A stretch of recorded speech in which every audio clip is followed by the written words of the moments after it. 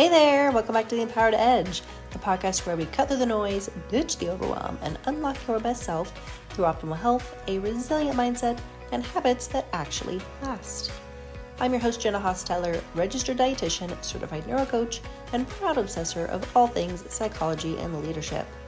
Every week, you'll get practical, science-backed strategies that give you the clarity and confidence to take action, break through barriers, and most importantly, own your health, own your life, and live with purpose. Hey there, welcome back to the second half of my interview with Amanda Rigby. Today we're taking a deep dive into something we all need to be paying more attention to, toxins. From heavy metals to hidden food triggers, we are unpacking what's really impacting your energy-focused long-term health and what you can actually do about it. We get into foods that support your body's detox process, and we're breaking down how to start swapping out the most inflammatory foods without feeling like you're giving up everything you love. If you've ever felt overwhelmed by food sensitivities, confused by ingredient lists, or unsure where to even start with cleaner eating, this episode will meet you where you are and give you real, practical next steps. Let's dive in.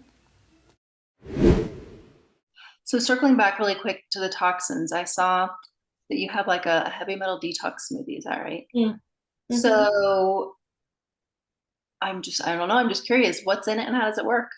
Yeah. So there's some research behind certain elements, maybe like spirulina, Atlantic dull, some crazy little ingredients that actually can attach to the mercury, the aluminum, all those extra metals that we have and pull them out of the blood or the brain. Some of them can cross the blood-brain barrier, which is really important because a lot of the toxins can, which is how they get a little dangerous, what we call neurotoxins, but some of those foods can as well, which is very important to have so regularly. So I like putting them in a smoothie. I find smoothies are an easy way just to get stuff I probably wouldn't normally do in, throw it all in the blender.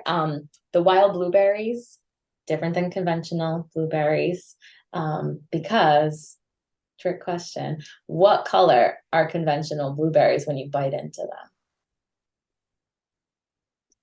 Are they purple? I wish. They're white, aren't they? Right? Like bite a blueberry in half. They're white. They are. I know. Why? I don't like that. Because there's no anthocyanins left in them. Where are they? Right. So we love the wild frozen blueberries, are the tiny, more pellety ones. Teeny tiny. Because they're blue. They'll dye your skin. Like they are so potent. And those can cross the blood-brain barrier and pull out the toxins in your brain. So that's the base of the smoothie, is a cup of those frozen wild. They're cheaper. They're not seasonal. Again, don't get me started about conventional grown products. But so that's like a best bang for your buck situation. So that combined with a couple of those other ingredients do pull out some of those metals. So it's nice to incorporate. I think there's greens powders nowadays, which I'm not 100% against because that's a way to get in that spirulina and all those other kind of greens you'd never, alfalfa, grass, and all these things you'd never just eat. So I'm not against them completely. I think, if someone's trying to pull these things in for additions, I'm not going to be mad about more green stuff. But yeah, those specifically that's why we tie those to the metals. Okay. Yeah, I didn't realize there were certain foods that could cross the blood-brain barrier. I mean, I've heard that, of course, of neurotoxins, but get some foods that clean yourself up. It's cool. But also bringing this stuff into the classroom, right? Takes like 20 years, I hear, for things to get into textbooks. So that's what's unfortunate too. It's like we know all this stuff now, but it's not getting to the book. So then it's not getting to our provider. So it's things like these summits that help get newer information across, which is great. Sure. So I know you talk about sleep too, and that also reminds me that, when you sleep, your brain, it cleans itself. It gets rid of toxins. Mm-hmm. So yeah, of course, if you're exposed to stuff and you're sleep deprived, you're not setting your brain up to be very productive. Right? Resilient. We're not being able to bounce back as easily. Do you know what I just saw the other day, speaking of like influences on our brain, yesterday maybe? I didn't read the whole thing fully, so don't quote me on it, but the article's summation was that the increased incidence of puberty for our younger girls nowadays is being traced to blue light exposure. So we can definitely correlate it. I mean, my world, I'm going to say it's food. Of course, our food is so altered, right? And we're growing up with who knows what milk and whatever. So I think that has an influence, a little bit of an influence. But this study was showing that blue light exposure ages hormonally females more. So, like, how terrifying is that? Talk about toxic burden, just something that we're clearly doing on all day is just wild. So don't quote me on the exacts of that one, but that's new, up and coming. I thought that was very interesting and quite terrifying. Yeah, for sure. So, okay, back on the kind of the foods to eat and stuff bandwagon. It Yeah. can one of the really frustrating things I know for everybody is you get that list of food sensitivities or stuff that you start to not be able to eat and the healthy swaps, getting rid of the gluten. Okay, what do you do instead? Mm, And that's one thing that you talk a lot about, which is super helpful, is starting the swap process. So a lot of people, yeah, well, it's kind of expensive and my store doesn't have it. So, where is a good place to start the better mm. swap process? Yeah. I love a swap. I think I'm like the swap queen because that's what it is too for me. Again, half of this is so mental, right? Now this person is at their wits' end. I can't take anything else from me. I have 5 things left. And at the same time, they miss going out and getting like or making chicken parm at home with their family, like a standard American dinner, right? That would be one of the options. So now they feel again just like ostracized, restricted, all these things. So we're like, okay, how can we swap it? Like you said, can we change out something to a gluten-free option? Sure. I would say right now I have two feelings.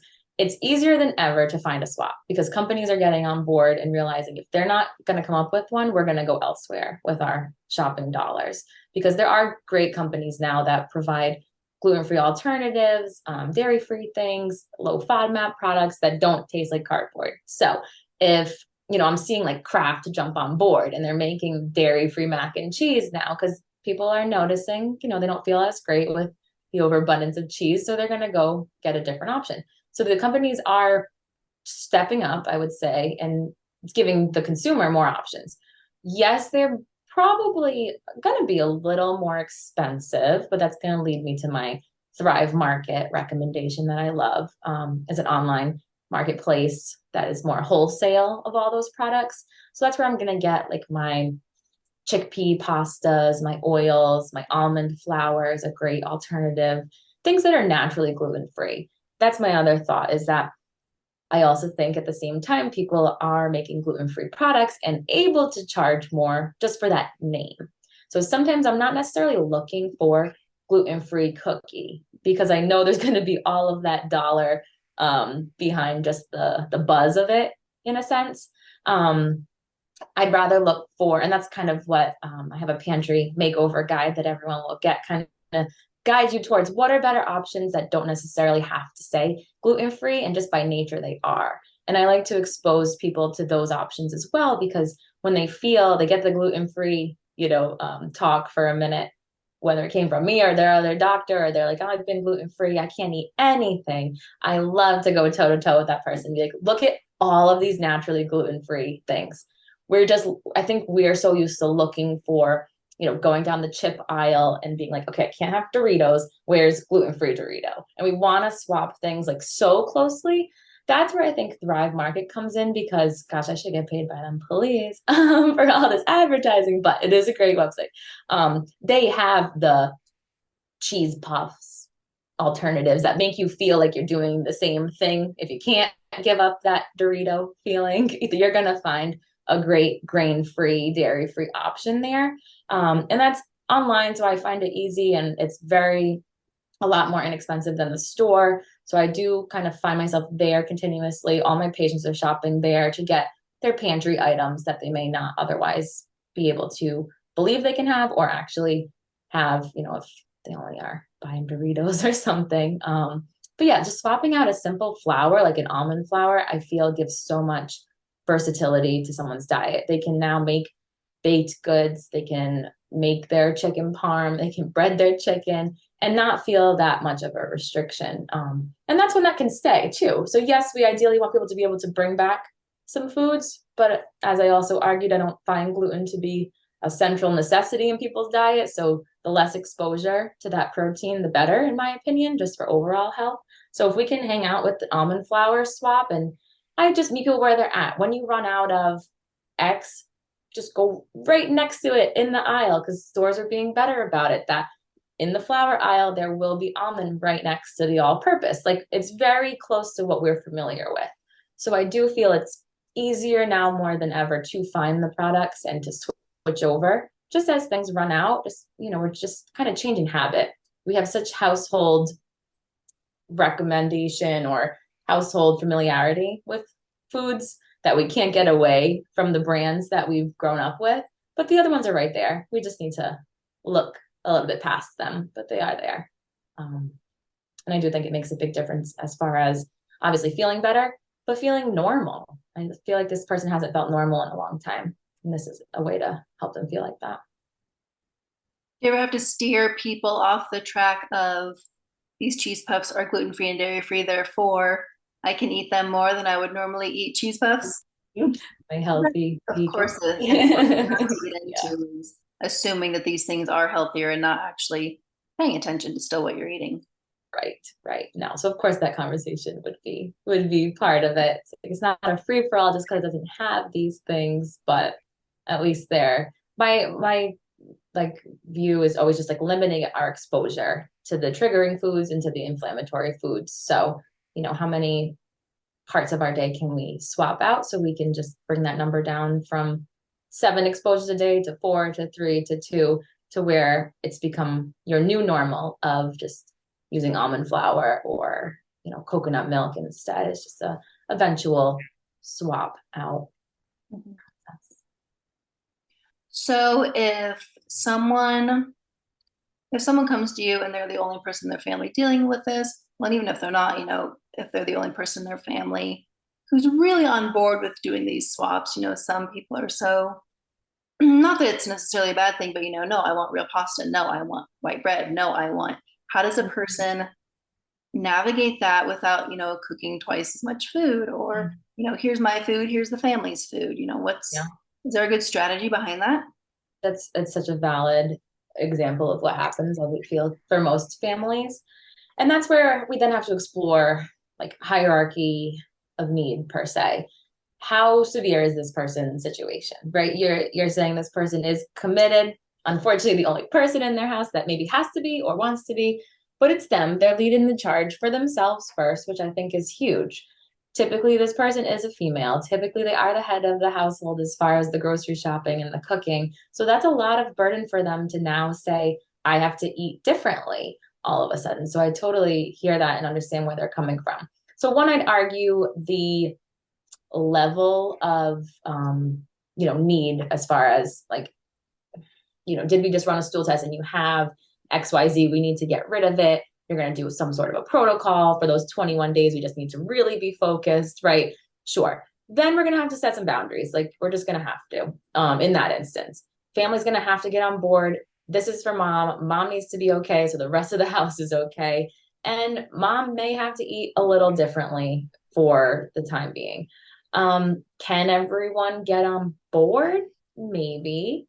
Can we do the simple swaps, the switch the pastas out for a little bit, do a half and half, add the quinoa to the rice. A lot of it too is just habit, right? In households, we're so used to pizza Fridays and, we make this a similar meal weekly. And that I would again argue swap queen is just going to jump in and say, can we just use this flour instead? They're not going to notice. You're going to feel so much better because we've reduced one exposure to one of your triggers.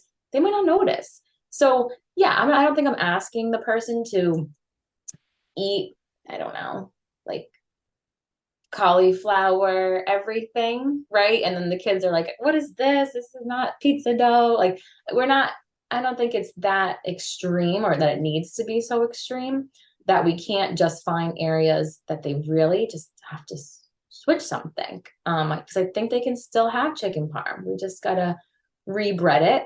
But at the same time, if it is a very serious, very strategic, like, they can't touch that for 21 days. then it just becomes more about boundaries. And that's really where we're going to coach them more and support them more and be that person for them during those 21 days. Because I've been on that end of it, right? And everyone's making fun of you and they're like, oh, she's got to bring her own thing. And like you just get tormented sometimes for being healthy, which is ironic. No one's tormenting the people eating unhealthy, but when you want to make yourself better, everyone decides to have an opinion all of a sudden. So I understand the difficulty there. So it's either boundaries or swaps, I would say. Um, and we gotta take care of us first. Everyone else is gonna feel it. So And it sounds like too, just like everything else, it doesn't have to be super complicated. It doesn't have to be this big production. It doesn't have to be, turning your life upside down, which is where it's so nice to work with somebody who does this all the time because you're able to see, an easy way, a manageable way to start making these changes. and that's what I would agree with you there is that the reason it feels so overwhelming and so all or nothing or so, burn everything to the ground is because the person has had to do this by themselves.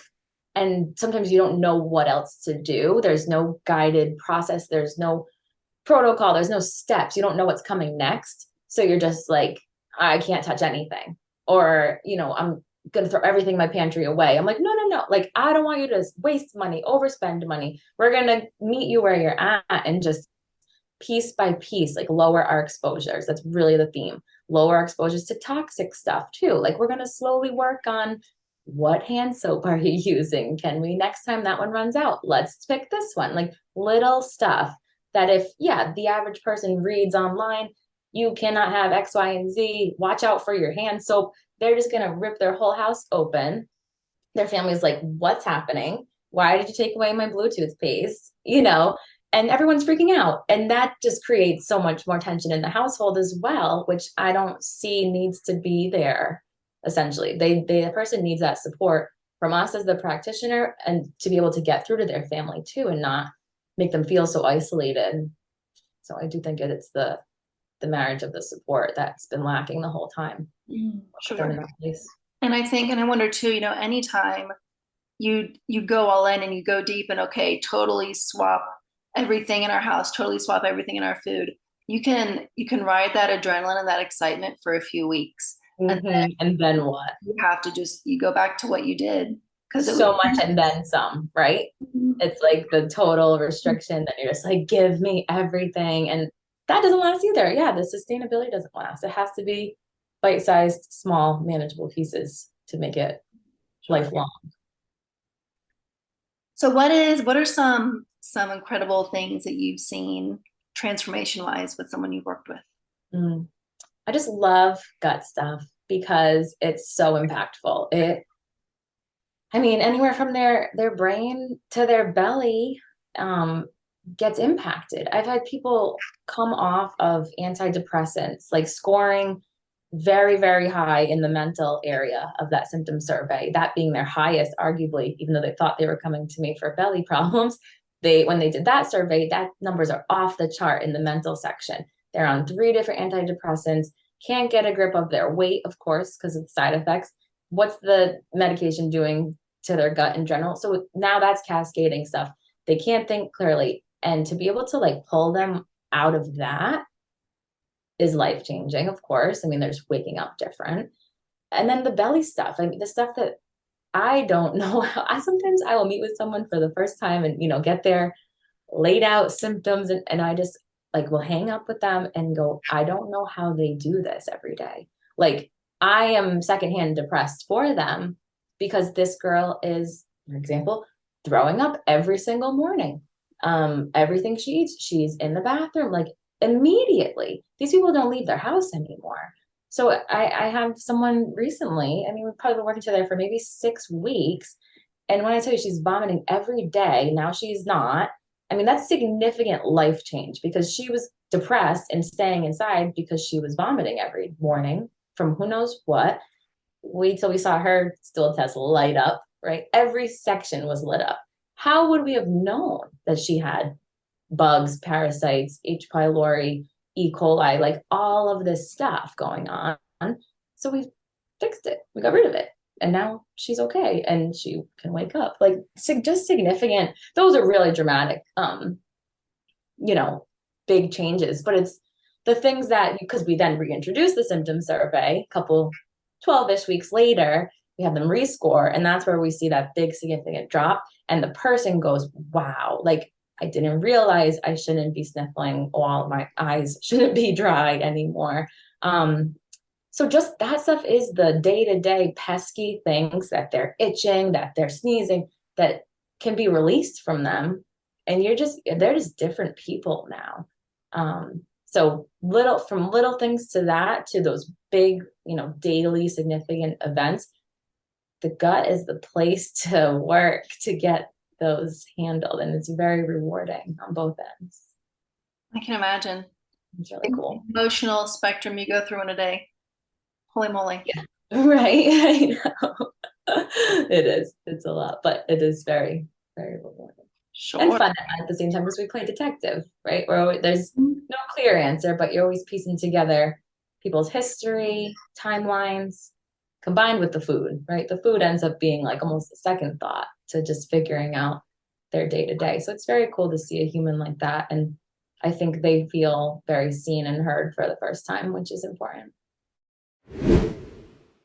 I don't know how much you've been listening to RFK Jr. lately, but when you hear things like 1 in 36 children in the US have autism, and then you hear people like Amanda saying that there's proof that babies are essentially being poisoned in the womb, scary stats like that aren't surprising. The question becomes, what do we do about it? When we were discussing food sensitivities, Amanda mentioned that people assume they'll have to stay off of those foods forever. And my first thought went to the low FODMAP diet. If you've ever been prescribed that, it can feel like a death sentence. It is the epitome of what is left to eat. And I know because I did it, and I was like literally weighing out my zucchini because I needed to know how many slices I could have without having issues. And even though it's designed as a short-term tool to identify your triggers, there's no focus on rebuilding tolerance. You just learn what you're sensitive to, you determine your limits, and then you stick with that forever. And I just see that many dietitians, just like doctors, focus on symptom management instead of true healing. They just use food as their method of managing symptoms instead of prescriptions. But the problem is that if your body is reacting to everyday foods, the question is why?